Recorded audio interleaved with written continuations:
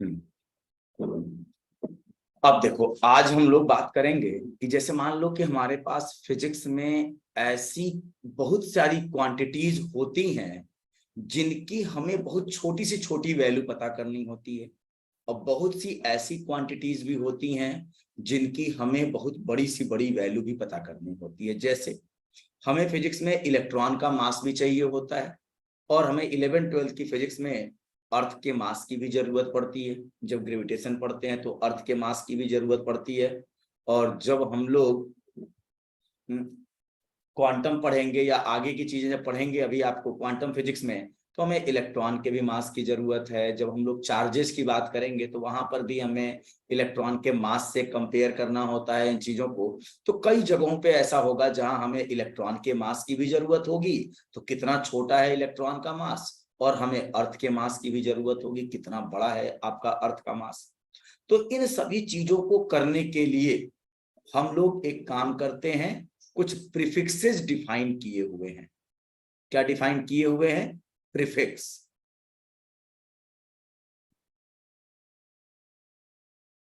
और प्रीफिक्स जो है आपका, वो ऐसा है कि उसे हम 10 की पावर के फॉर्म में बताते हैं, और उसके कुछ सिंबल्स होते हैं। जैसे मान लो कि हमारी जो लेंथ है वो एसआई सिस्टम में किस में नापी जाती है? मीटर में। लेकिन कई जगह तो लेंथ हम सेंटीमीटर में भी देते हैं। तो सेंटीमीटर में अगर है तो फिर हमें 10 की पावर क्या कर दें जिससे मीटर का सेंटीमीटर में हो जाए या सेंटीमीटर का मिलीमीटर में हो जाए, ये क्या कर दें, ये सारी चीजें हमको प्रीफिक्स में करना होगा।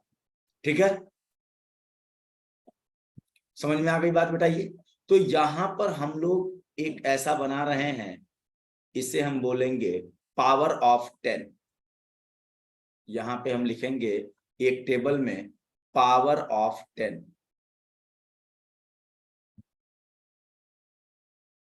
Power of 10।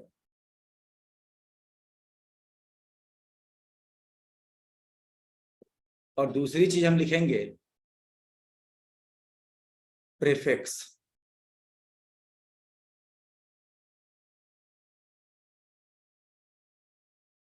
और लास्ट में बात करेंगे उसका सिंबल। ठीक। अब पावर ऑफ 10 जो है, इसको कैसे हम लोग देखते हैं? जैसे अगर 10 की पावर +18 है तो इसे हम क्या बोलते हैं? एक्सा। Exa, EXA। और इसका सिंबल होता है कितना? E। अब देखो, 10 की पावर 18 को एक्सा बोलते हैं। 10 की पावर 15 होता है तो क्या बोलते हैं उसे? पेटा। और इसका सिंबल होता है P। 10 की पावर 12 होता है तो क्या बोलते हैं? टेरा। टेरा।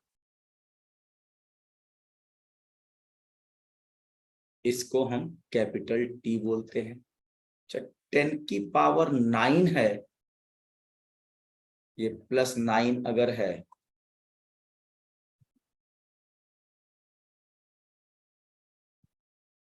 तो इसे क्या बोलते हैं? गीगा।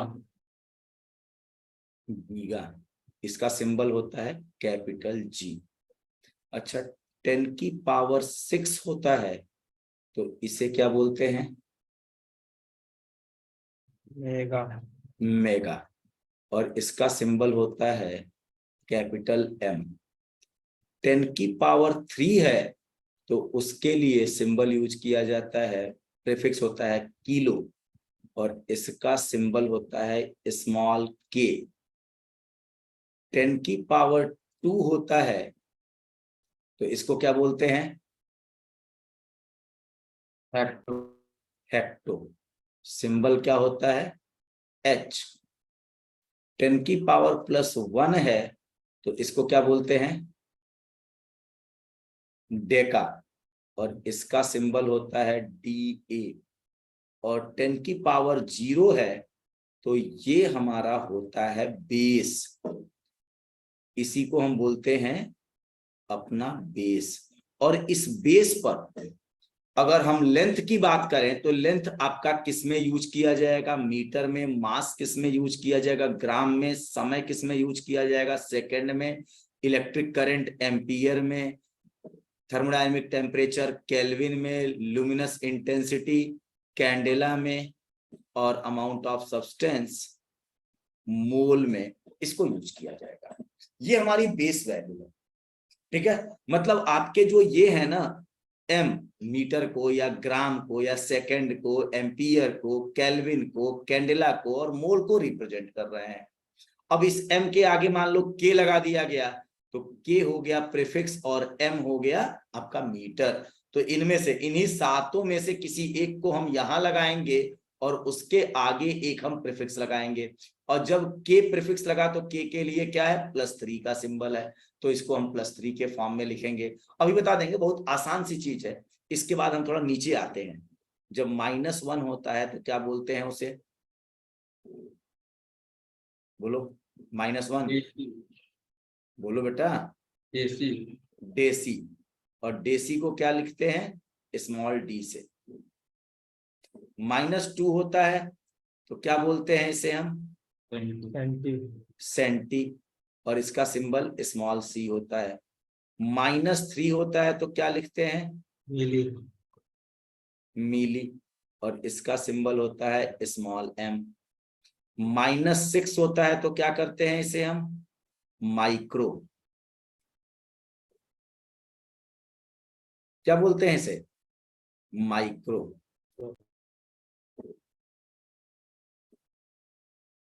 और इसी का, इसका सिंबल होता है म्यू।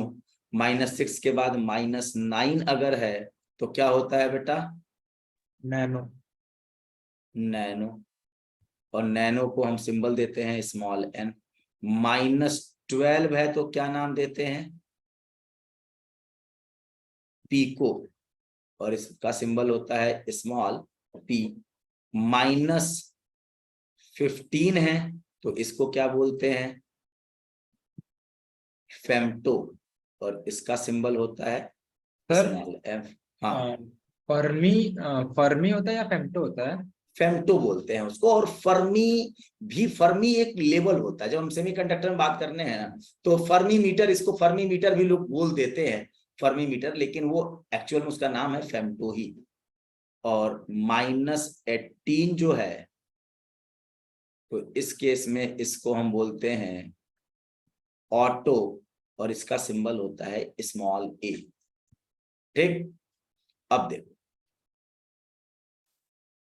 यहां पर क्या है, जब हम कभी किसी एक यूनिट को दूसरे यूनिट में कन्वर्ट करते हैं, अगर हम अपनी वैल्यू को, मैं यहां पर कलर चेंज करके लिख दे रहा हूं, जब हम हायर यूनिट, इधर वाली बेटा हायर यूनिट है और इधर वाली लोअर प्रीफिक्सेज है, जब हम हायर प्रीफिक्सेज से लोअर प्रीफिक्सेज की तरफ जाते हैं तो क्या करते हैं, हम उस पर लिखते पावर हैं इनटू 10 की पावर प्लस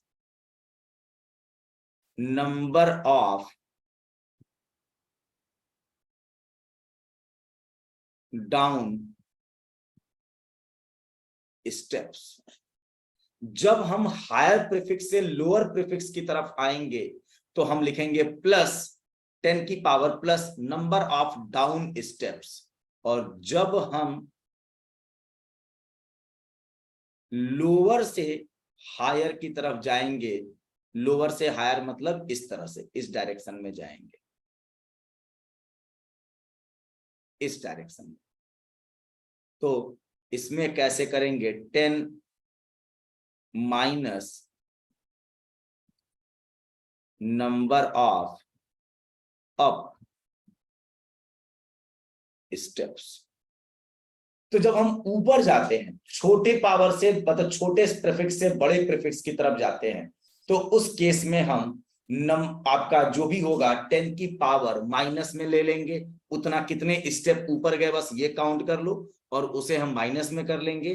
और जब हम मतलब ऊपर से नीचे आएंगे, हायर प्रीफिक्स से लोअर प्रीफिक्स की तरफ आएंगे, तो 10 की पावर उतने स्टेप हम प्लस में कर देंगे। अब देखो एग्जाम्पल के तौर पे इसको समझो, जैसे मान लो आपसे बोला जा रहा है 1 किलोमीटर इक्वल टू, यहां पर आपका है मिलीमीटर। 1 किलोमीटर को हम मिलीमीटर में कन्वर्ट करना चाहते हैं, तो किलो एक प्रीफिक्स है और दूसरा मिली एक प्रीफिक्स है। किलो कहां पे है बेटा, यहां पे है, थर्ड स्टेप पे है। और मिली कहां है, -3 स्टेप पे।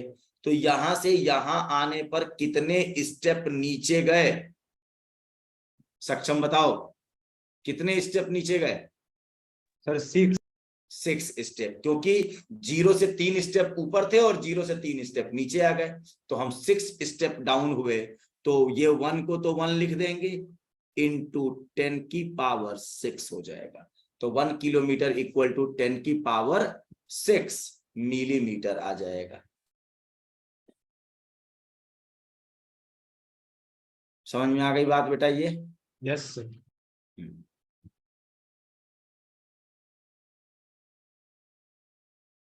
10 की पावर 6, 1 किलोमीटर इक्वल टू 10 की पावर 6 मिलीमीटर।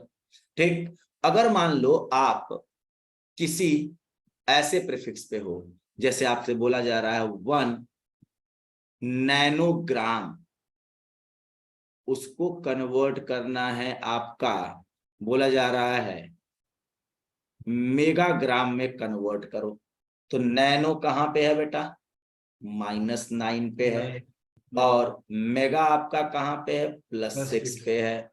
तो -9 से इस स्टेप से इस स्टेप पे जाना है ऊपर, कितने स्टेप पे गए हो, 0 से -9 नीचे हो और 6 ऊपर गए, तो 15 है। तो ये 1 जो है, तो ये 1 को ऐसे लिख देंगे, इंटू 10 की power 15 megagram. 1 nanogram equal to 1 into 10 की पावर 15 मेगाग्राम होगा। माइनस होगा ना सर? हाँ, माइनस माइनस माइनस माइनस, नीचे से ऊपर जाएंगे तो माइनस आएगा आपका। ठीक है, तो जब हम नीचे से ऊपर की तरफ जाएंगे, लोअर प्रीफिक्स से हायर प्रीफिक्स की तरफ जाएंगे, तो जितने स्टेप हम ऊपर चढ़े हैं उतना माइनस में लग जाएगा, और जब हम ऊपर से नीचे आएंगे तो जितने स्टेप हम नीचे जाएंगे उतना आपको प्लस में लगा देंगे। ठीक है, तो प्रीफिक्सेज का बात समझ में आ गया कि प्रीफिक्सेज के कैसे हम लोग काम करते हैं। यस। ये प्रीफिक्सेज इसलिए बनाए गए हैं कि हम बहुत बड़ी वैल्यू या बहुत छोटी वैल्यू को कुछ सिंबल्स के फॉर्म में लिख सकें, जिससे हमें ये लिखना थोड़ा आसान हो जाए। ठीक, यस। ठीक है। अब देखो यहां पर आपके पास, ये तो हमारे यूनिट्स का ही ये भी खेल था, प्रीफिक्सेज हम लोग यूनिट्स के फॉर्म में ही तो बात कर रहे हैं। देखो नैनोमीटर है या मिलीमीटर है या मिलीग्राम है या नैनोग्राम है या नैनो सेकेंड होगा, इस तरह से हम लोग बात कर रहे हैं यूनिट के लिए ही। अब यूनिट की थोड़ी 2 प्रॉपर्टीज के बारे में हम और बात करेंगे, आगे बढ़े बेटा इसमें। यस। ठीक, अब देखो आपके यूनिट की 2 प्रॉपर्टीज और होती है। पहली आपकी होती है अवेलेबिलिटी, अवेलेबिलिटी लिखो पहला, अवेलेबिलिटी, और दूसरा आपका इनवेरिएबिलिटी। फर्स्ट आपका अवेलेबिलिटी एंड सेकंड इनवेरिएबिलिटी। इसका मतलब क्या है, आपके जो यूनिट चूज किए जा रहे हैं वो यूनिट क्या हो, अवेलेबल हो, हर जगह पर अवेलेबल हो। मतलब आप किसी भी वर्ल्ड के कोने में चले जाओ, आपको वहां पर 1 मीटर खोजो तो मिल जाए, 1 किलोग्राम खोजो तो मिल जाए, 1 सेकेंड की बात अगर की जाए तो मिल जाए। तो ऐसा आपके पास जो भी आपने एसआई यूनिट बनाया है या कोई भी यूनिट आपने बनाया है, वो यूनिट क्या होने चाहिए, पूरे वर्ल्ड में अवेलेबल होने चाहिए। और दूसरी चीज क्या है कि ये ऐसा नहीं कि एक प्लेस से दूसरे प्लेस पर जाएं तो जो ये हमारे बेसिक क्वांटिटीज की जो वैल्यू है वो चेंज हो जाए। अमेरिका में 1 सेंटीमीटर इतना बड़ा हो और इंडिया का 1 सेंटीमीटर इतना छोटा हो जाए, तो भाई जाहिर सी बात है कि मेजरमेंट में प्रॉब्लम आ जाएगी ना। वो तो 1 सेंटीमीटर ये मान रहे हैं, हम 1 सेंटीमीटर ये मान रहे हैं। अगर हमने कोई सामान उनको एक्सपोर्ट किया, तो वो अगर लेंथ के फॉर्म में चीजों को एक्सपोर्ट किया, तो वो कहेंगे कि आपने हमें कम दे दिया, जबकि हम तो अपने हिसाब से मान सही नाप के दे रहे हैं, लेकिन वहां पर वो कहेंगे कम दिया। या फिर अगर अमेरिका वाले इधर इंडिया में भेज रहे हैं तो वो 1 सेंटीमीटर के हिसाब से भेज रहे हैं और हम 1 सेंटीमीटर के हिसाब से नाप रहे हैं, तो वो चीजें हमें ज्यादा दिख रही हैं।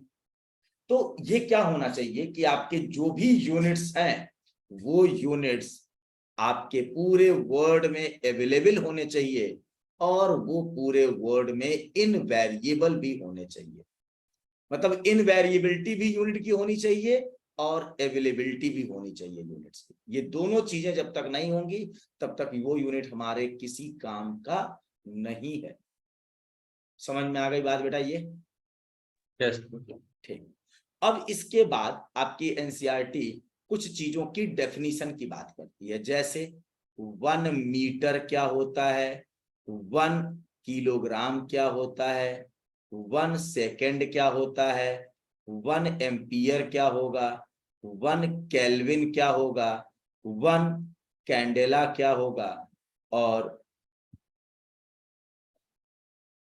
1 कैंडेला और 1 मोल। ठीक है, तो इन सभी के यूनिट की डेफिनेशन की बात करती है।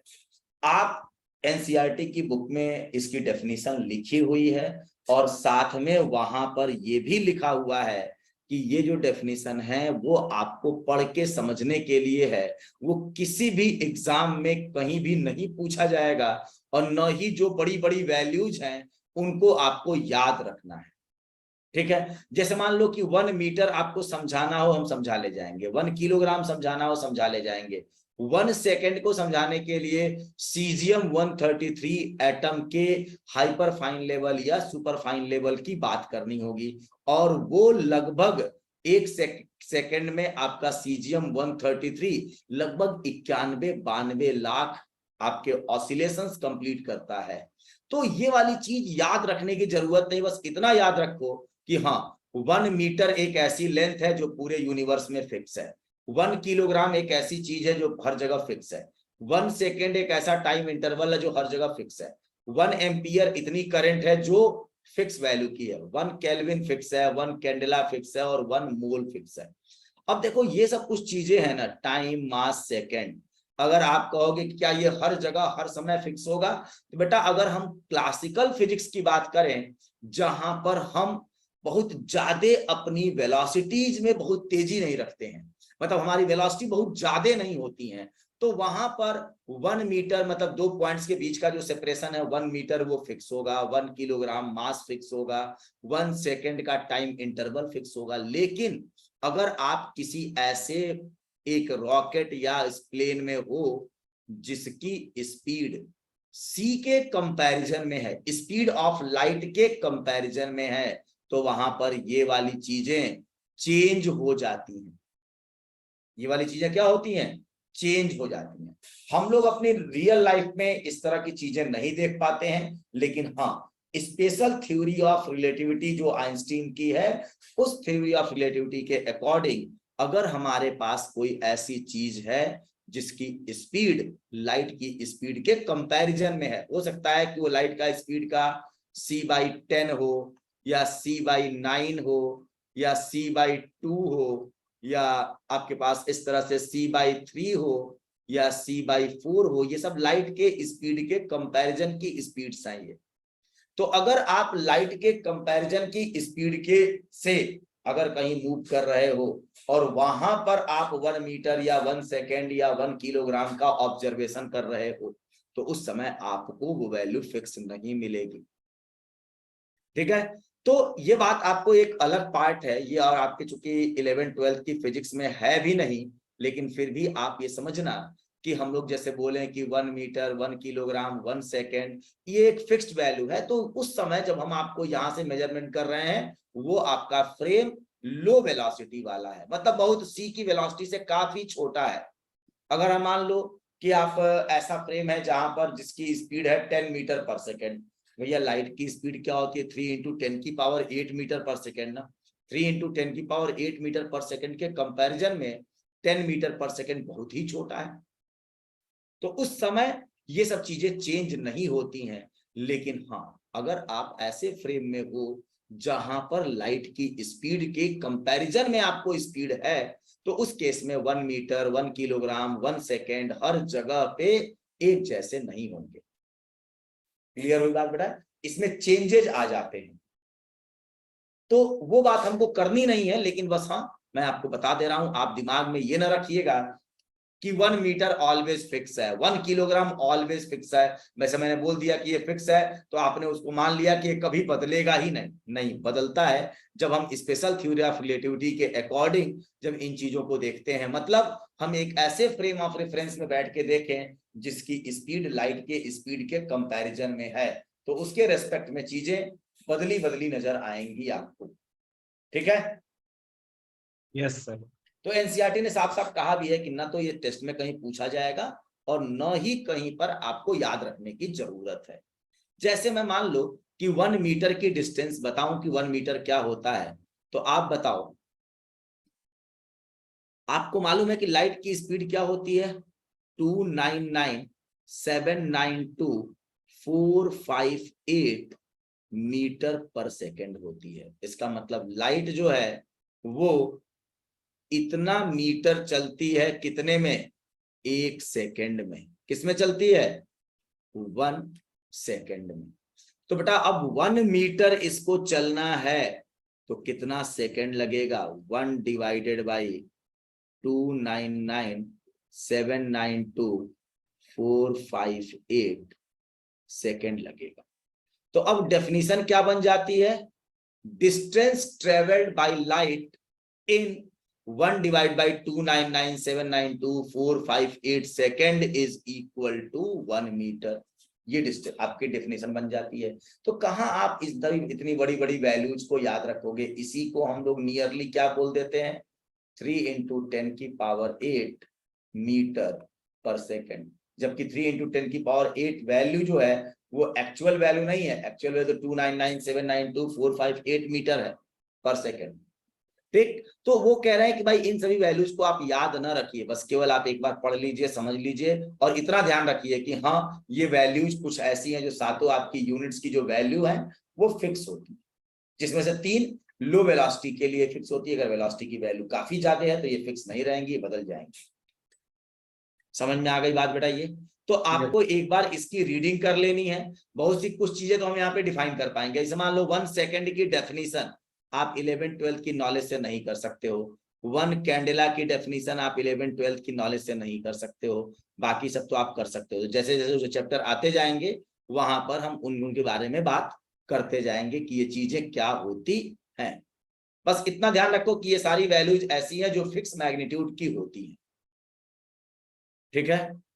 यस तो ये तो रहा आपका पूरा का पूरा डायमेंशन, आपका ये पूरा यूनिट्स एंड मेजरमेंट का इंट्रोडक्शन।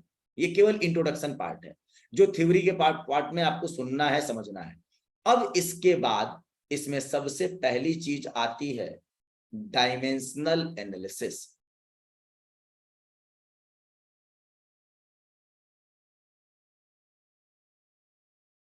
Dimensional analysis. अब डायमेंशनल एनालिसिस को समझो, ये क्या है?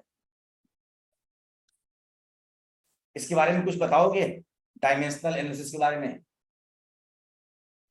सर, इससे हमें फॉर्मूला डिराइव करने में हेल्प मिलती है। जैसे अगर हमें कुछ चीजें पता है कि ये इसके प्रोपोर्शनल है, उसके प्रोपोर्शनल है, तो हम इसकी हेल्प से फॉर्मूला उसके डिराइव कर सकते हैं। अच्छा, और कुछ? सक्षम, तुम बताओ कुछ। सक्षम? यस सर, इससे फॉर्मूला ये निकालते हैं ना। अच्छा, आप जो बात वो बोले उसको तुमने रिपीट कर दिया। और कुछ बताओ ना, 3-4 चीजें इससे करते हैं। इससे हम चेक करते हैं कि कोई फॉर्मूला वो डायमेंशनली करेक्ट है कि रॉन्ग है। अच्छा, ये चीज एमएलटी क्या? -1 ये सब सबका फॉर्मूला होता है डायमेंशनल में। हाँ, तो ये चेक करते हैं। ठीक, ये बात किसने बताई? सक्षम की अंकुर? सर अंकुर में। अच्छा, तुमने एक भी चीज नहीं बताई। सर बता तो रहा हूँ, जैसे उससे फॉर्मूला चेक करते हैं और हाँ वो फॉर्मूला चेक करते हैं, MIT चलो फॉर्मूला डिराइव करते हैं, दो बात हो गई। एक चीज और करते हैं, बताओ थोड़ा, आपने स्कूल में तो पढ़ लिया है ना इसको, स्कूल में पढ़ा स्कूल में है ना। सर वही, हाँ MLT फॉर्मूला लिखवाए हैं सबका। और कुछ करते हैं, एक चीज और करते हैं, और आपके एनसीईआरटी के टेक्स्ट बुक में ये बात बोली भी गई है, सर बताओ। वो N1U1 वाला constant, N1U1 is equal to N2U2। तो वो तो बेटा अभी हम लोगों ने किया है, ये वाली चीज तो हम लोगों ने वही काम किया है। देखो ये आपका N1 है और ये U1 है, आप देखो ये बात तो हम लोगों ने यही की है ना। N1 न्यूमेरिकल वैल्यू, U1 उसकी unit is equal to N2 numerical value और U2 उसकी दूसरी यूनिट। अगर यूनिट बढ़ती जाएगी तो न्यूमेरिकल वैल्यू घटती जाएगी, अगर न्यूमेरिकल वैल्यू बढ़ाते जाओ यूनिट घटती जाएगी, न्यूमेरिकल वैल्यू कम करते जाओ यूनिट बढ़ती जाएगी। ये तो हम लोगों ने यही वाला काम किया है, वो तो यहीं पर था। और कुछ करते हैं, बताओ। सक्षम। सर सर ये नेचर ऑफ फिजिकल क्वांटिटी, बोलो। सर कह रहा हूँ ये nature of physical quantity describe करता है। Nature of physical quantity describe करता, मतलब वही बात हो गई ना, वो checking the consistency of equation, equation की कंसिस्टेंसी चेक करता है, या होमोजेनिटी ऑफ इक्वेशंस को चेक करता है, वो बात तो वही हो गई। और एक आपने बता दिया कि फॉर्मूला डिराइव करते हैं। और सर दो 7 चीजें, होता है हाँ फिजिकल वर्ल्ड में। अरे वो तो ठीक है, वो 7 होता है तो हम लोग पढ़ चुके हैं। एक हाँ काम और करते हैं, हम लोग एक यूनिट को दूसरे सिस्टम की यूनिट में अगर कन्वर्जन करना है तो ये कन्वर्जन का काम भी हम लोग इस डायमेंशनल एनालिसिस के मेथड से कर सकते हैं। ठीक है, यूनिट का कन्वर्जन भी हम लोग यहाँ पे करते हैं। तो मैं वही कर रहा था, अच्छा जैसे N1U1 वाला तुम वही कर ऐसे रहे वो थे। राइट करवाए थे उन्होंने, फिर M1/M2 पावर A ऐसे राइट करवाए हाँ थे। हाँ हाँ, ठीक है, तो वो एक्चुअल में उसको बोलते हैं हम लोग कन्वर्जन ऑफ यूनिट्स। ठीक है, तो सबसे पहले डायमेंशनल एनालिसिस में हम लोग बात करेंगे, पहली चीज डायमेंशंस की।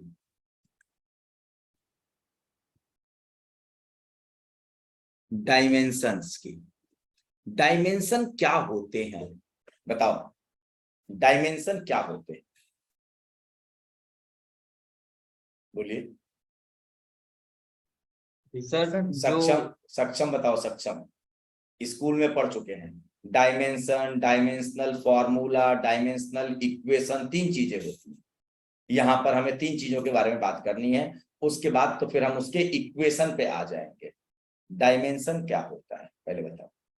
सर वो the expression which show how and which of the base quantities represent the dimension.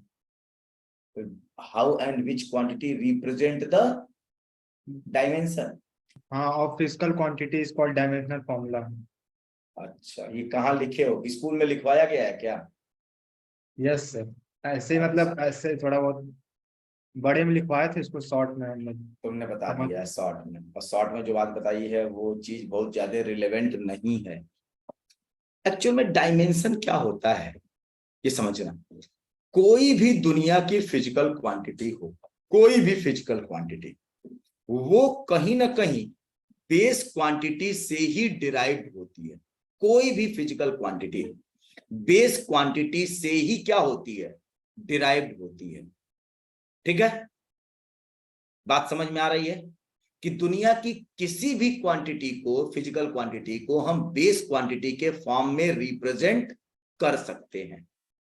ठीक, अब कौन सी बेस क्वांटिटी उस डेरिवेशन में कितनी बार इन्वॉल्व हुई है, वो नंबर उसका डायमेंशन कहा जाता है। ठीक है, मतलब अगर मान लो एरिया की बात की जाए तो एरिया एक फिजिकल क्वांटिटी है, उसमें लेंथ का इन्वॉल्वमेंट है तभी एरिया मिलेगा। और लेंथ कितनी बार इन्वॉल्व किया गया है, 2 बार इन्वॉल्व किया है। लेंथ का स्क्वायर होता है ना, लेंथ इंटू लेंथ आप करोगे तभी तो एरिया मिलेगा। तो आपके पास लेंथ एक फिजिकल क्वांटिटी है और एरिया को डिराइव करने के लिए लेंथ का इन्वॉल्वमेंट वहां पर कितनी बार हुआ है? 2 बार हुआ है। वॉल्यूम एक फिजिकल क्वांटिटी है, उसमें लेंथ का इन्वॉल्वमेंट कितनी बार हुआ है? 3 बार हुआ है। डेंसिटी एक फिजिकल क्वांटिटी है, उसमें मास का इन्वॉल्वमेंट 1 बार हुआ है और लेंथ का इन्वॉल्वमेंट -3 टाइम्स हुआ है। मास अपॉन वॉल्यूम होता है ना डायमेंशन, डेंसिटी। तो मास का इन्वॉल्वमेंट 1 बार, लेंथ का इन्वॉल्वमेंट -3 टाइम्स। तो इस तरीके से दुनिया की कोई भी फिजिकल क्वांटिटी है उसे हम बेस क्वांटिटी के फॉर्म में रिप्रेजेंट कर सकते हैं। अब डायमेंशन किसे कहते हैं? डायमेंशन एक्चुअल में जब हम किसी एक फिजिकल क्वांटिटी को हम उसके बेस क्वांटिटी के फॉर्म में रिप्रेजेंट करते हैं तो बेस क्वांटिटी के ऊपर चढ़ी हुई पावर्स ही उसकी क्या होती हैं? डायमेंशन होती हैं। बेस क्वांटिटी के ऊपर चढ़ी हुई पावर्स ही उसको क्या बोलते हैं? डायमेंशन बोलते हैं। द पावर और एक्सपोनेंट which is used या which is raised on the base quantity which is used to derive a basic quantity या physical quantity is known as dimensions of the quantity। मतलब अगर आपकी एक physical quantity है उसको derive करने में जो फिजिकल क्वांटिटी यूज हुई है, कितनी कितनी बार वो फिजिकल क्वांटिटी यूज हुई है, उसकी काउंटिंग बता दो, वही क्या होती है? उसकी डायमेंशन होती है।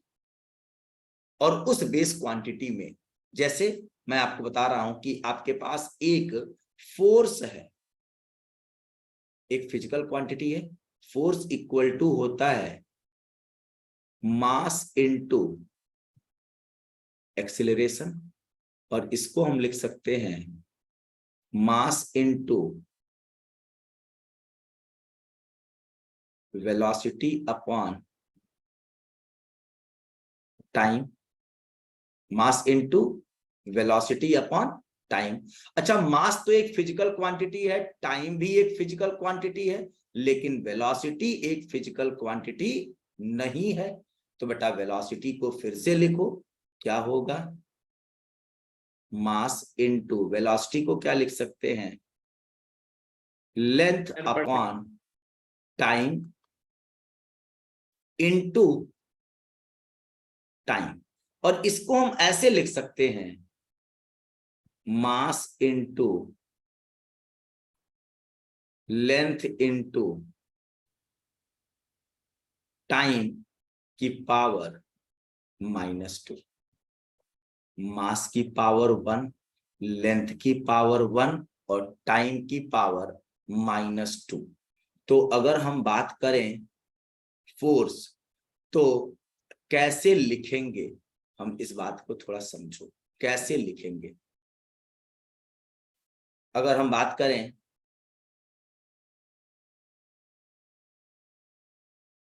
डायमेंशंस ऑफ फोर्स आर, ऐसे लिखेंगे 1 in mass, comma 1 in length, -2 in time and 0 in rest। मतलब जो फोर्स की डायमेंशन है 1 है, किसमें? मास में। लेंथ में किसमें है? कितना है? 1 है। और -2 किसमें है? टाइम में है। अब बाकी जो बची हुई 4 फिजिकल क्वांटिटी है उसमें क्या है? 0 है, क्योंकि फोर्स में मास, लेंथ और टाइम के अलावा कोई और फिजिकल क्वांटिटी जो फंडामेंटल क्वांटिटी है वो इन्वॉल्व नहीं हुई। तो इस तरह से लिखने का तरीका होता है। मतलब आपको जो ये बात बताई है आपने ना, ये जो आपने बात बताई है 1 1 और -2, ये जो आपने बात बताई है मास में 1, लेंथ में 1 और टाइम में -2, इसी को हम क्या बोलते हैं? इसी को हम डायमेंशन बोलते हैं। इसी को हम क्या बोलते हैं? डायमेंशन बोलेंगे। बात समझ में आ गई बेटा? बोलो। यस। तो dimension of force are 1 in मास लिखने का सबसे अच्छा तरीका और स्टैंडर्ड तरीका यही है। Dimensions of force are 1 in mass, 1 in length, -2 in time and 0 in rest. Rest बाकी सब में क्या है आपका 0 है, ठीक है, बाकी सब में क्या है आपका 0 है, ठीक। तो इस चीज को हमेशा ध्यान में रखना कि डायमेंशन ये होता है, मतलब जब आप किसी एक फिजिकल क्वांटिटी को बेस क्वांटिटी के फॉर्म में रिप्रेजेंट करते हो तो उस बेस क्वांटिटी के ऊपर चढ़ी हुई पावर को ही हम उस फिजिकल क्वांटिटी का डायमेंशन बोलते हैं। इन दैट बेस, उस बेस में उस फिजिकल क्वांटिटी का वो नंबर ही क्या है डायमेंशन है, ठीक है। जैसे फोर्स की डायमेंशन क्या है, dimensions of force are 1 in mass, 1 in length, -2 in time and 0 in rest. Clear हो गई बात बेटा ये? यस। ठीक। अब उसी तरह से मैं आपसे बात करूं कि वेलोसिटी क्या होगा, वेलोसिटी को बताओ। वेलोसिटी आपका क्या होगा 1 इन लेंथ -1 इन ऐसे में पहले 1 वेलोसिटी या स्पीड, मान लो हम स्पीड लिखे तो speed equal to length upon time, और ये क्या होगा लेंथ इनटू टाइम की पावर -1, लेंथ की पावर 1 और टाइम की पावर -1, ठीक है। तो अब क्या लिखेंगे, सक्षम बोलना, डायमेंशंस ऑफ स्पीड आर, बोलो जल्दी से, सक्षम। सर लेंथ के पावर 1 है। हाँ तो क्या बोलेंगे, लिखने का तरीका ऐसे होता है, डायमेंशंस ऑफ स्पीड आर मैंने लिख दिया, आगे बताओ। Dimension of speed are length is equal to 1।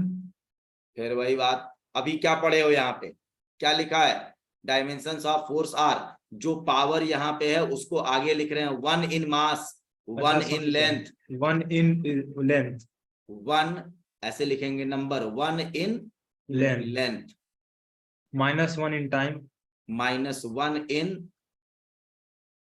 Time and केवल 2 ही तो 0 in फिजिकल rest. क्वांट, हाँ 0 इन इन रेस्ट। रेस्ट। क्लियर हुई बात बेटा ये? Yes sir. उसी तरह से अगर एक्सेलरेशन है तो एक्सेलरेशन को क्या लिख सकते हैं, लेंथ अपॉन टाइम का स्क्वायर, तो ये हो जाएगा लेंथ इनटू -2। टाइम की पावर -2। तो क्या लिखेंगे, dimensional of acceleration are dimensions of acceleration are 1 in length, length, -2 in time -2 in time and 0 in rest. and 0 in rest, 1 in length, -2 in time and 0 in rest। समझ में आ गई बात? Yes sir. ठीक है, तो इस तरीके से कोई भी फिजिकल क्वांटिटी है उसे हम बेस क्वांटिटी के फॉर्म में रिप्रेजेंट करें, और जो बेस क्वांटिटी के ऊपर पावर चढ़ती है वही उसकी क्या होती है डायमेंशन होती है। तो अब देखो इसको लिखने में थोड़ा सा टाइम लग रहा है, तो लिखने में टाइम लग रहा है तो इसके लिए लोगों ने क्या किया, 1 लेटर सिंबल का कंसेप्ट यूज किया कि हम जितने भी हमारे 7 बेसिक क्वांटिटीज हैं उनको हम 1 लेटर सिंबल के फॉर्म में लिखेंगे, ठीक है। तो 1 लेटर सिंबल हम लोगों ने कैसे यूज किया, अब देखो मास के लिए हम लोगों ने 1 लेटर सिंबल क्या यूज किया, कैपिटल M। लेंथ के लिए हम लोगों ने क्या यूज किया, कैपिटल L। टाइम के लिए हम लोगों ने क्या यूज किया, capital T।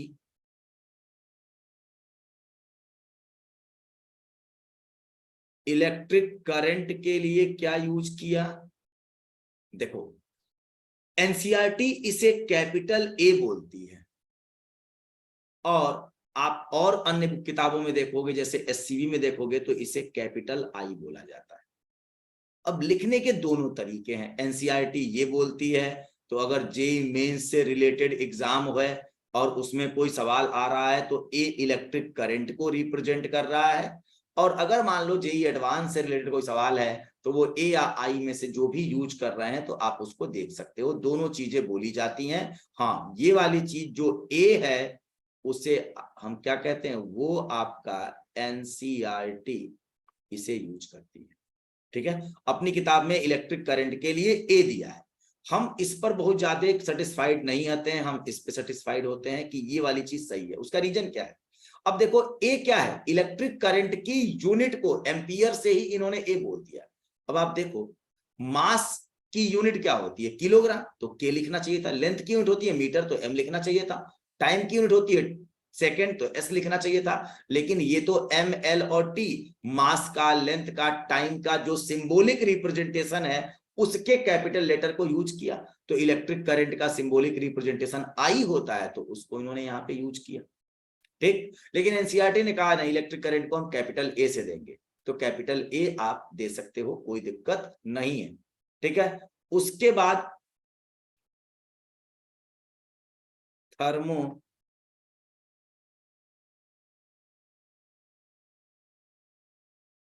Dynamic temperature. Thermodynamic temperature को हम किससे दिखाएंगे? हम लोग केल्विन के सिंबल से दिखाते हैं। फिर उसके बाद आपका क्या है, लुमिनस इंटेंसिटी। लुमिनस इंटेंसिटी को हम किससे दिखाते हैं? CD, कैंडेला से, स्मॉल सी स्मॉल डी। अब बात एक्चुअल में ये 1 लेटर सिंबल रिप्रेजेंटेशन है, लेकिन देखो लुमिनस इंटेंसिटी 2 लेटर रिप्रेजेंटेशन हो गया। उसी तरह से अमाउंट ऑफ सब्सटेंस, इसको हम दिखाते हैं स्मॉल MOL से। ठीक है, ये 3 लेटर सिंबल रिप्रेजेंटेशन हो गया, लेकिन हाँ दिखाते ऐसे ही हैं। कभी कभी कई जगहों पर थर्मोडायनेमिक टेम्परेचर को K से, या आप देखो कि जो सेल्सियस स्केल होता है ना उसको थीटा से दिखाया जाता है, तो ऐसे थीटा लिख के भी बहुत से लोग रिप्रेजेंट कर देते हैं। तो आप इसमें कंफ्यूज ना होना, जो भी आपको मिले। लेकिन हाँ, 90% लोग इसी को यूज करते हैं, चाहे एनसीईआरटी हो चाहे कुछ किताबों में ये भी देखने को मिलता है। तो कंफ्यूज ना होइएगा ये चीज क्या है। ठीक है, ये एक 1 लेटर सिंबल रिप्रेजेंटेशन है, इसे चाहें तो आप पर्सनली अपने हिसाब से चेंज करके लिख सकते हो, लेकिन हाँ मैक्सिमम लोग उसको फॉलो करते हो। ठीक है, अब मान लो कि अगर आई की जगह कहीं पर ए लिखा है, तो ए कहीं और किसी चीज को रिप्रेजेंट कर रहा है क्या, कि कंफ्यूजन होगा कि वो ए क्या होगा। चाहे आई लिख दो चाहे ए लिख दो, अगर आई ना लिखा हो ए लिखा हो समझ लो इलेक्ट्रिक करंट है, अगर ए ना लिखा हो आई लिखा हो तो समझ जाओ इलेक्ट्रिक करंट है। समझ में आ गई बात बेटा ये? Yes sir. तो इतना करने के बाद अब हमारे पास एक चीज आती है, सबसे पहले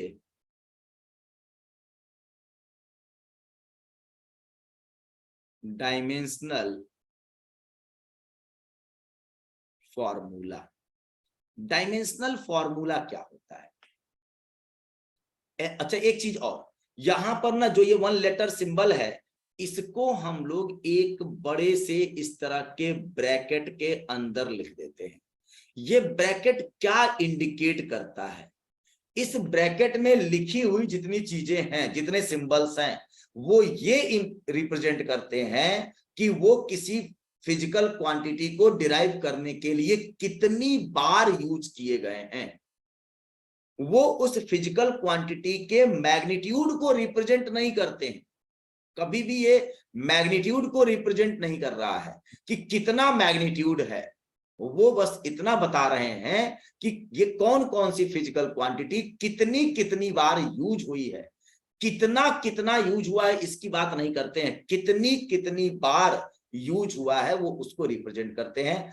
तो बड़े ब्रैकेट में लिखी हुई चीज बस केवल ये बताती है कि हाँ फोर्स में मास एक बार, लेंथ एक बार, टाइम -2 बार यूज किया गया है, लेकिन लेंथ कितना यूज किया गया, मास कितना यूज किया गया, टाइम कितना यूज किया, उससे फोर्स कितना आएगा, इसकी बात नहीं कर रहे हैं। कौन सी फिजिकल क्वांटिटी कितनी कितनी बार यूज हुई है इसकी बात करेगा।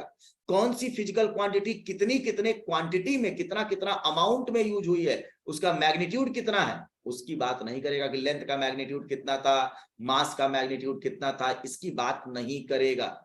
ठीक है, तो ये ब्रैकेट के अंदर जो लिखी हुई चीज क्या बताती है कि how many times a basic quantity is used to derive a given physical quantity.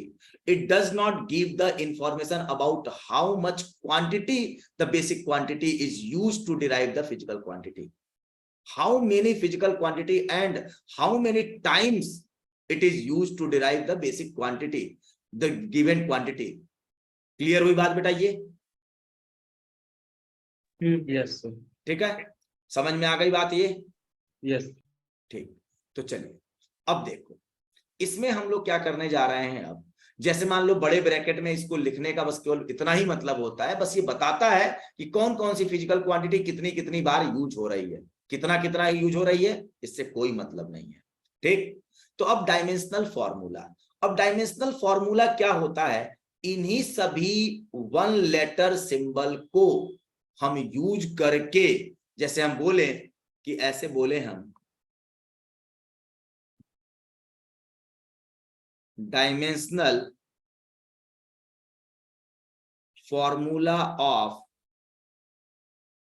Force is, mass एक बार यूज हुआ था तो कैपिटल एम यू लिख लिया, लेंथ एक बार तो कैपिटल एल, टाइम एक बार, 2 बार, -2 बार तो क्या -2, ऐसे लिख लिया, ब्रैकेट में बंद कर दिया। और देखो ये पूरी चीज मैंने एक लिटरेचर में लिखी है। एनसीईआरटी ने थोड़ा सा यहाँ पे मजाक भी किया है कि डायमेंशनल फॉर्मूला और डायमेंशनल इक्वेशन और डायमेंशन, इन 3 चीजों को अलग अलग बताया तो है, बताया सही है, लेकिन जब एनसीईआरटी के बेस्ड कुछ सवाल जब आते हैं तो वो कहीं पूछा जाता है कि भाई इसकी डायमेंशन क्या है, तो डायमेंशन की जगह वो 4 ऑप्शन डायमेंशनल फॉर्मूले के दे देते हैं। भाई क्यों देते हैं? आपका जब बताया है कि डायमेंशन ये होता है, डायमेंशन उसकी पावर्स को बोलते हैं, तो आप डायमेंशनल फॉर्मूले के फॉर्म में आंसर क्यों दे रहे हो? तो ये थोड़ा सा आप देखिएगा कि हम लोग पढ़ते तीनों को अलग अलग है। अभी डायमेंशनल फॉर्मूला के बाद हम बात करेंगे डायमेंशनल इक्वेशन। तो देखो डायमेंशनल फॉर्मूला और डायमेंशनल इक्वेशन में केवल लिटरेचर का डिफरेंस है। हम ये बोल रहे हैं कि डायमेंशनल फॉर्मूला फोर्स इज इतना, ऐसे। अब बात करेंगे हम डायमेंशनल इक्वेशन। अच्छा, जब इक्वेशन की बात करते हैं तो वहां पर क्या करते हैं, इक्वल का सिंबल यूज करते हैं। तो अब डायमेंशनल इक्वेशन अगर हम फोर्स की बात करें तो ऐसे इस एक ब्रैकेट में लिखेंगे FORCE फोर्स, या इसे हम लिखेंगे कैपिटल F और इक्वल करके लिख देंगे MLT -2। तो इक्वेशन लिखने का ये तरीका है, डायमेंशनल फॉर्मूला लिखने का ये तरीका है, और डायमेंशन लिखने का ये सब तरीका है। लेकिन जब सवाल आते हैं तो सब मिक्स रहते हैं। पूछा ऊपर जाता है कि right the dimension of force, और right the dimension of force ऐसा होता है, और हम वहां पे लिखते हैं F = MLT -2, ये हमने इक्वेशन लिख दिया। या हम लिखते हैं dimensions of force is MLT -2, ये हमने डायमेंशनल फॉर्मूला बता दिया वहां पे। तो सब है एक ही चीज, ये MLT -2 यही बता रहा है कि मास में एक बार यूज किया गया, लेंथ को एक बार यूज किया गया, और टाइम को -2 बार यूज किया गया। और बाकी जो फिजिकल क्वांटिटीज हमारी हैं, बाकी 4 बेसिक क्वांटिटी और बची हैं, उनमें से किसी को हम लोगों ने यूज नहीं किया है। कोई दिक्कत बेटा इसमें? No sir. नहीं। ठीक है, तो डायमेंशनल फॉर्मूला, डायमेंशनल इक्वेशन और डायमेंशन तीनों हैं अलग अलग चीज। ठीक है, तो चलिए अब कुछ डायमेंशनल फॉर्मूला या डायमेंशनल इक्वेशन हम लोग थोड़ा अलग अलग फिजिकल क्वांटिटीज के बताए जाए, किए जाए। जैसे फोर्स का तो मैंने लिख दिया, अब बात आप बताओ स्पीड का डायमेंशनल फॉर्मूला या इक्वेशन, हमने इधर लिख दिया स्पीड, और आप बता दो इधर स्पीड क्या होता है? LT minus 1, L T Minus one. Minus 1, L T minus 1। आप बताओ speed equal to length upon time होता है ना, तो जो अपॉन में है ऊपर लेके चले जाते हैं, तो एल टी माइनस 1 स्पीड का हो गया। सक्षम बताना एक्सीलरेशन का क्या होगा? LT minus 2. L T minus 2। समझ में आ रहा है? लेंथ एक बार और टाइम को -2 बार यूज किया गया। अगर आपने ये लिखा तो अगर कोई तुमसे पूछे कि right the dimensions of speed, तो क्या लिखोगे? 1 in L and -1 in time and 0 in rest, ऐसे लिख लेंगे। डायमेंशन की बात करेंगे तो 1 in L comma -1 in time and 0 in rest, बाकी बचे हुए में 0। ठीक है। फोर्स का बताना, अभी हम लोगों ने लिखा है फोर्स इक्वल टू क्या होता है? मास इनटू एक्सेलरेशन, तो इसके आगे मास का मल्टीप्लाई कर दो, एक्सेलरेशन तो है ही mlt -2। ठीक है, Yes. समझ में आ गई बात ये।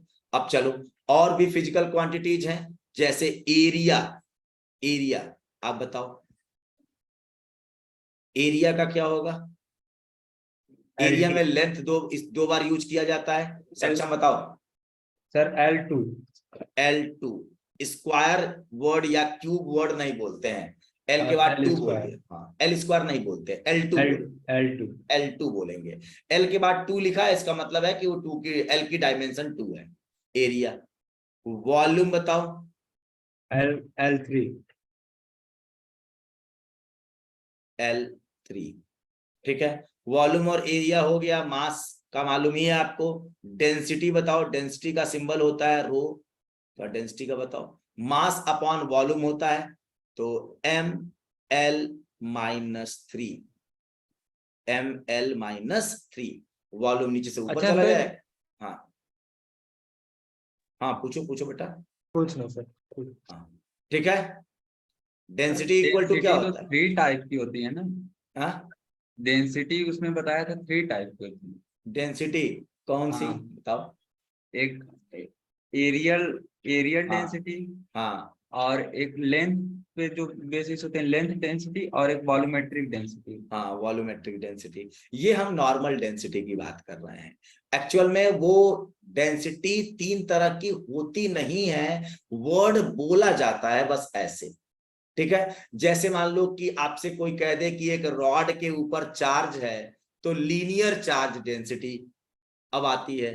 अब एक सरफेस के ऊपर चार्ज है, तो वो सरफेस चार्ज डेंसिटी बोलते हैं। अगर एक ट्यूब के अंदर चार्ज है या मास है, तो हम उसको बोलते हैं वॉल्यूम चार्ज डेंसिटी।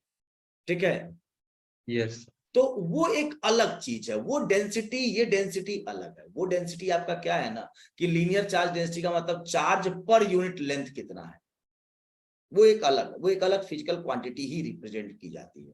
वो डेंसिटी, ये डेंसिटी अलग है। ठीक है। यस। अब डेंसिटी इसलिए बोलते हैं क्योंकि डेंसिटी ये बताता है कि इतने मास में कितना वॉल्यूम है, तो इतने वॉल्यूम में कितना मास इन्वॉल्व है, ये आपका मास की डेंसिटी है। ठीक है, वहां पर चार्ज की डेंसिटी होगी। ठीक, और चार्ज एक, और रॉड मान लो एक रॉड है, तो रॉड के ऊपर मास का डिस्ट्रीब्यूशन है, तो रॉड की आपकी क्या होगी? लीनियर मास डेंसिटी, तो मास पर यूनिट लेंथ। अब ऐसा कोई रॉड बताओ जिसकी केवल लंबाई हो, ना चौड़ाई हो ना ऊंचाई हो, केवल लंबाई हो। दुनिया में ऐसा कोई रॉड एग्जिस्ट करेगा? नहीं करता है। लेकिन हाँ, हम मानते हैं कि एक ऐसा पतला सा रॉड है जिसमें केवल लेंथ है और कुछ नहीं है। अगर उस लेंथ के कंपैरिजन में उसका चौड़ाई या उसकी ऊंचाई को एकदम निग्लेक्ट कर दिया जाए, तो हम उसको बोल सकते हैं कि उसके पास मास जो है वो लीनियरली डिस्ट्रीब्यूटेड है। मास कैसे है? लीनियरली डिस्ट्रीब्यूटेड है। ठीक है। यस। ऐसा कोई सरफेस बताओ जिसमें केवल एरिया हो, वॉल्यूम ना हो।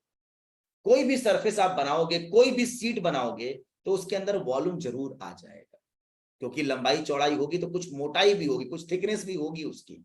लेकिन अगर लंबाई चौड़ाई के कंपैरिजन में उसका थिकनेस एकदम छोटा है, तो हम मान सकते हैं कि उस सीट में केवल लंबाई चौड़ाई है। तो इसलिए कंसेप्ट्स ऐसे एज्यूम किए जाते हैं, बोला जाता है कि भाई मान लो सपोज करो कि एक ऐसी सीट है जिसमें केवल लंबाई चौड़ाई है, ऊंचाई नहीं है, मोटाई नहीं है। आप बताओ, इमेजिन करो कोई भी चीज, जैसे मान लो कि आप टेबल पे सनमाइका लगवाते हो, सनमाइका में लंबाई चौड़ाई होती है लेकिन उसकी मोटाई भी तो होती है ना, कि नहीं होती है? थोड़ी ही सही लेकिन होती है ना। यस। सबसे अच्छा आप एग्जाम्पल बताओ, मतलब सरफेस का, जिसमें केवल लंबाई चौड़ाई हो, मोटाई ना के बराबर। हम रियल लाइफ में उसको देखते भी हैं, दिवाली, दशहरा, होली में देखते हैं। बताओ।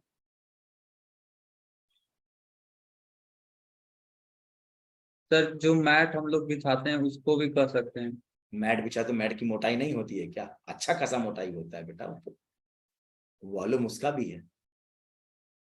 मैट को फोल्ड कर दो तो क्या एक सिलेंडर बन जाएगा? सिलेंडर का वॉल्यूम नहीं है क्या? जितना वॉल्यूम सिलेंडर का है उतना ही तो उसका भी है। मैट को फोल्ड कर दो, सिलेंडर बन जाएगा, सिलेंडर में कुछ वॉल्यूम आ गया ना, उतना ही तो वॉल्यूम उसने भी कवर किया होगा। बताओ।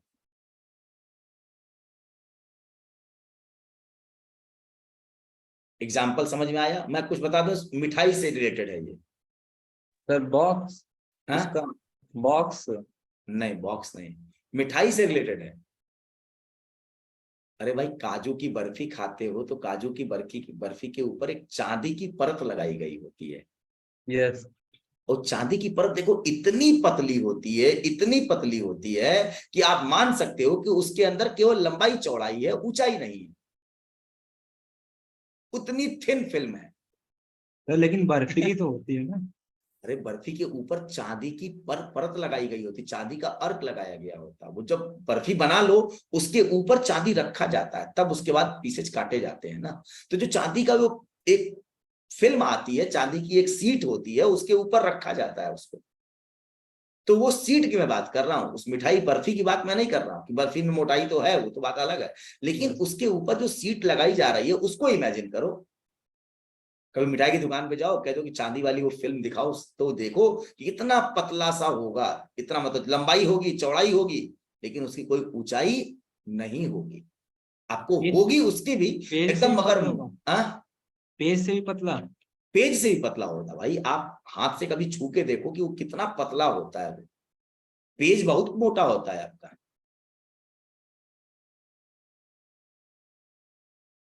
समझ में आई बात ये? Yes sir. तो है आपके पास ऐसे बहुत से एग्जाम्पल्स हैं। तो आपने किसका लिख लिया? डेंसिटी का लिख लिया। वैसे नॉर्मल डेंसिटी की हम बात कर रहे हैं, मास अपॉन वॉल्यूम। और बताओ, जो आप लोगों ने 9th में पढ़ा है, अभी हम उसी फिजिकल क्वांटिटी की बात करेंगे। 9th में आपने मोमेंटम भी पढ़ा होगा। मोमेंटम को हम पी सिंबल से दिखाते हैं। यस। अब पी इक्वल टू क्या होता है बेटा? फॉर्मूला बताओ।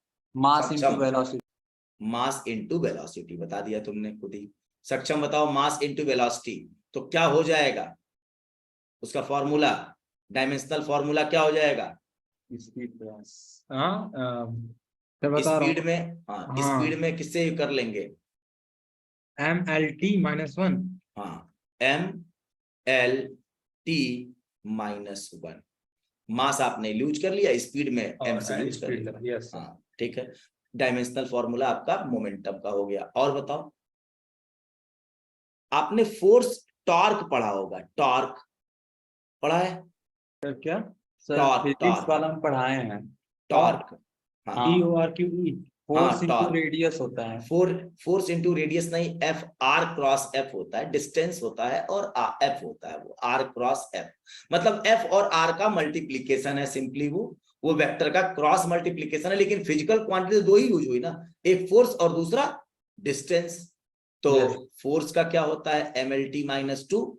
तो क्या आ जाएगा? ML2T-2। ML2T-2। अच्छा, टॉर्क हो गया।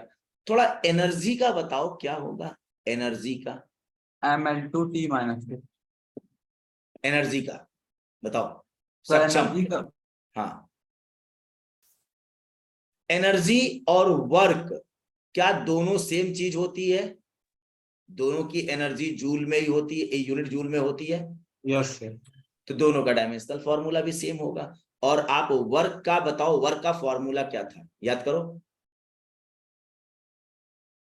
भाई अगर R क्रॉस F कर देते हो ना वेक्टर के फॉर्म में तो ये बन जाता है टॉर्क, और F डॉट R कर देते हो ना तो ये बन जाता है वर्क। डॉट प्रोडक्ट ले लो इन दोनों का तो वर्क बन जाता है, और क्रॉस ले लो तो टॉर्क बन जाता है। इसीलिए तो डॉट और क्रॉस दोनों मल्टीप्लिकेशन एक ही चीज का है, बस अलग तरीके से मल्टीप्लिकेशन है वो, एक वेक्टर मल्टीप्लिकेशन और एक स्केलर मल्टीप्लिकेशन। तो दोनों का क्या होगा, डायमेंशनल फॉर्मूला तो सेम होगा ना भाई। फिजिकल क्वांटिटी तो वही इन्वॉल्व हुई है ना, हम मल्टीप्लिकेशन या डिवीजन की वजह से थोड़े वो काम करते हैं कि उसमें डायमेंशनल फॉर्मूला चेंज हो जाएगा। तो ये भी क्या हो जाएगा, ml² t-2, ml2 t-2। Energy का, वर्क का डायमेंशनल फॉर्मूला सेम होगा। अच्छा पावर का क्या होता है बेटा, पावर का डायमेंशनल फॉर्मूला एनर्जी या वर्क का डायमेंशनल फॉर्मूला अपॉन टाइम का डायमेंशनल फॉर्मूला, यही तो होता है। तो एनर्जी का आपका तो हो गया ml2 t-2 हो गया, और ये t ऊपर जाएगा -1 तो t-3 आ जाएगा। समझ में आई बात ये? यस। उसी तरीके से और बताओ, बहुत सी ऐसी फिजिकल क्वांटिटीज हम लोगों ने पढ़ी हैं। अब थोड़ा सा हम आते हैं किसमें, प्रेशर, इलेक्ट्रो, चलो प्रेशर भी कर लेते हैं। प्रेशर का बता दो, प्रेशर का एरिया होता है, फोर्स अपॉन एरिया।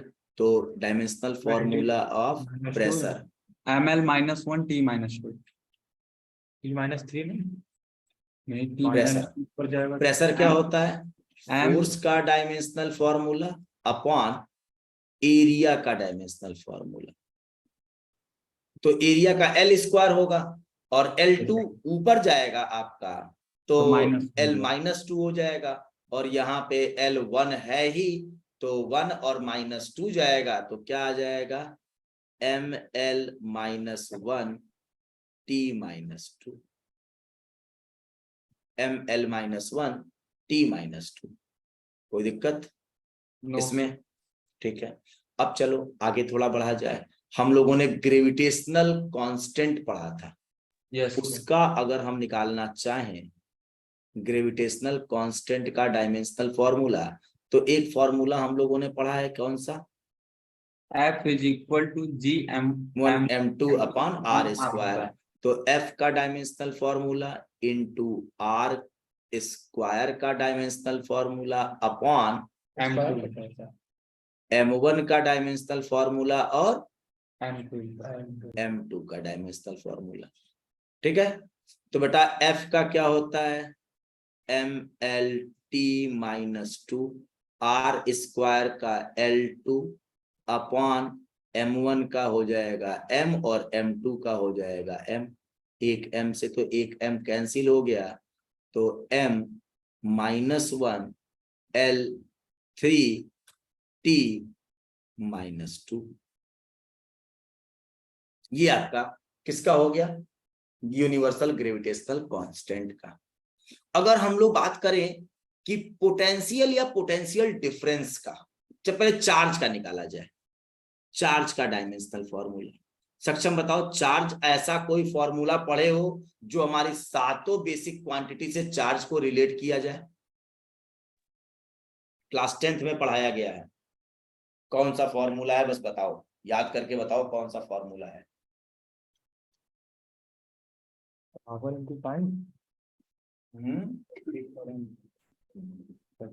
चार्ज जो है, अंकुर बताओ, नहीं इनको सोचने दो।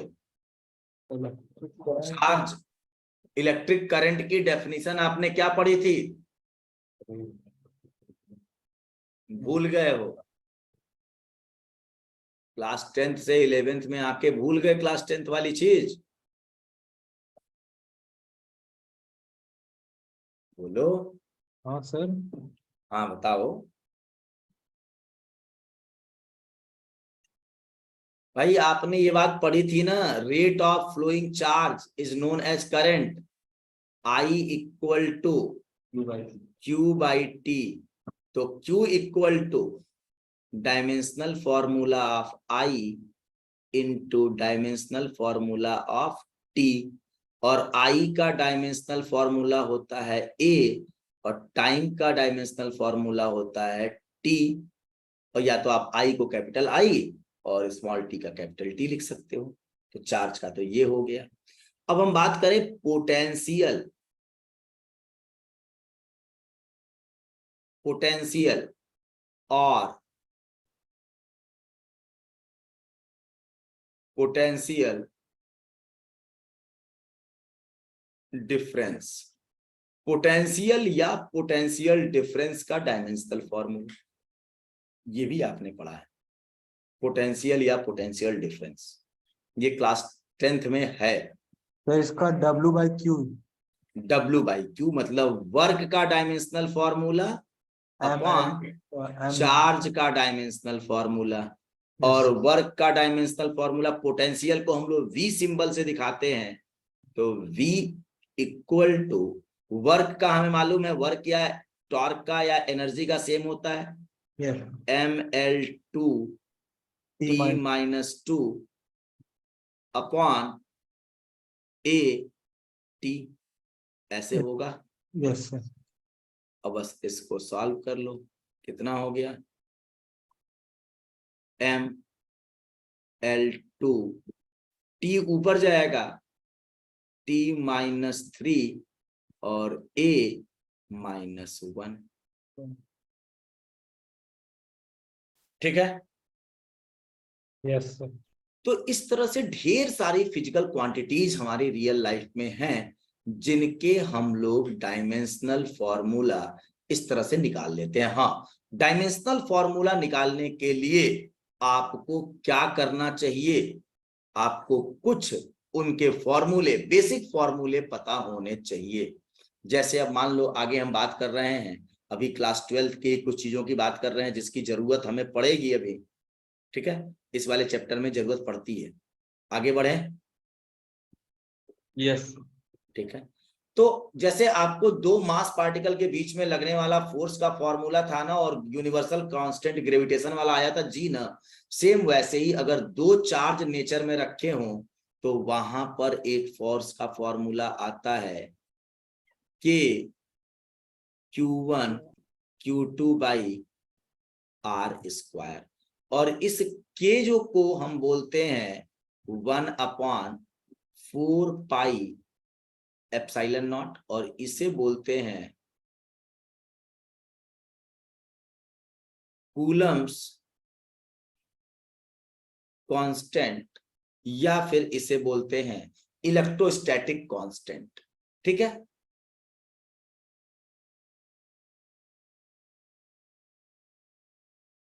Electrostatic constant.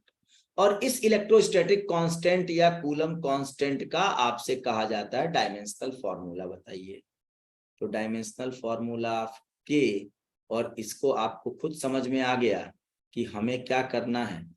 एफ का लिखना है डायमेंशनल फॉर्मूला, हमें क्या करना है R² का लिखना है, हमें किसका लिखना है Q1 का, और हमें लिखना है Q2 का।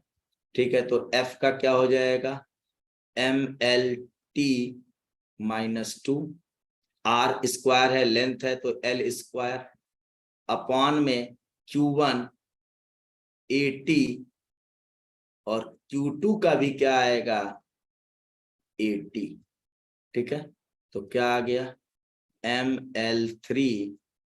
अब देखो T यहाँ पे T² है, ऊपर जाएगा T की पावर -2 है, और फिर -2 और ऊपर जाएगा T के -4 आ जाएगा। और ये A यहाँ पे A2 होगा, ऊपर जाएगा A-2 आ जाएगा। mL3T-4 A-2।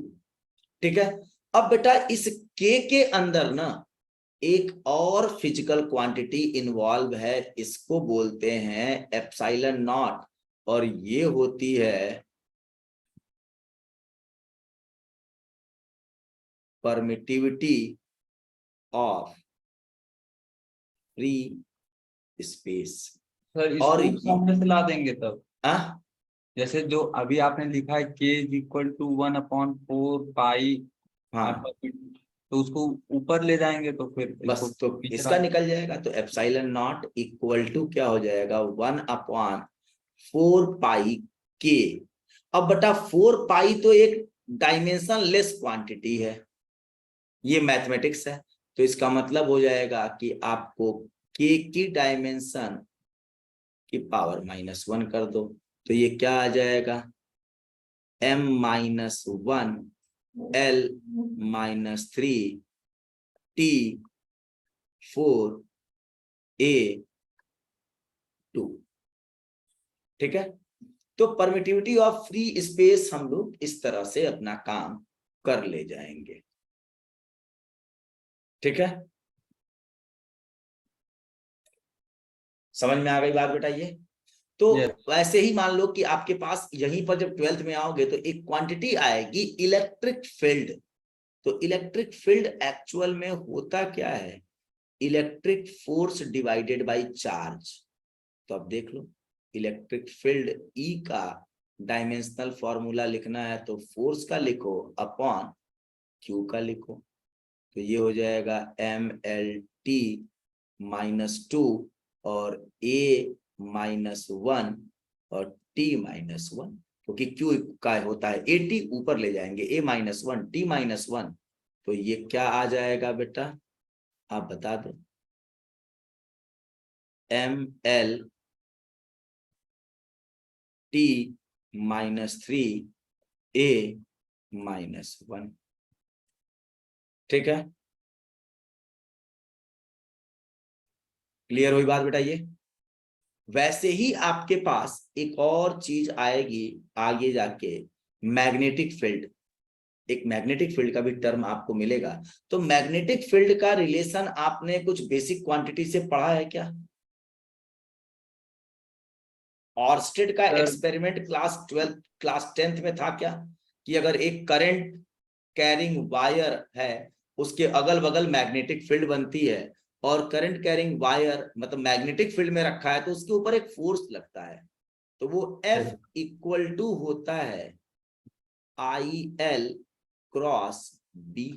ऐसा फॉर्मूला होता है, मतलब I करंट है, L लेंथ है और B मैग्नेटिक फील्ड है। तो अगर हम B की डायमेंशन की बात करें तो क्या होगा, F की डायमेंशन अपॉन I और L की डायमेंशन। F की डायमेंशन क्या है, mlt-2, और IL की डायमेंशन क्या है, I की डायमेंशन क्या होगी बेटा, AT, और L की डायमेंशन L।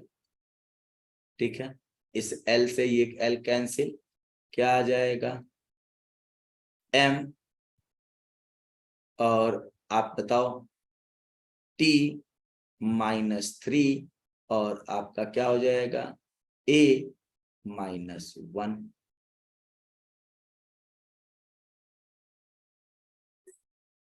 क्लियर हुई बात बेटा ये?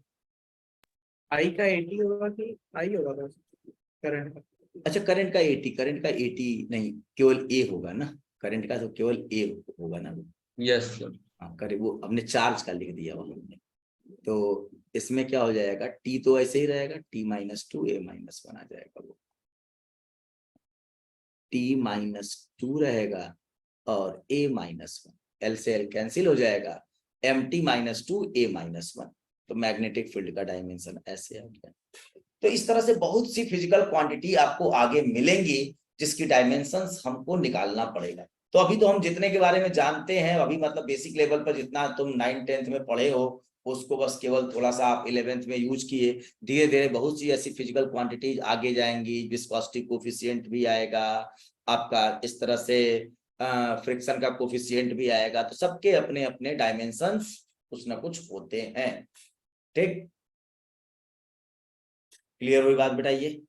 Yes. अच्छा, फ्रिक्शन के बारे में आप लोगों ने पढ़ा है कि नहीं? Yes, sir. फ्रिक्शन जो फोर्स होता है F इक्वल टू एक आता है म्यू एस या म्यू के, और साथ में आता है N। N होता है नॉर्मल रिएक्शन, ये होता है फोर्स। तो अगर हम बात करें म्यू एस का डायमेंशनल फॉर्मूला तो क्या होता है, F/N F I by N. तो एफ आपका क्या होगा, फोर्स, और एन भी नॉर्मल रिएक्शन भी फोर्स होता है, तो ये क्या होता है, संदेश डायमेंशनलेस।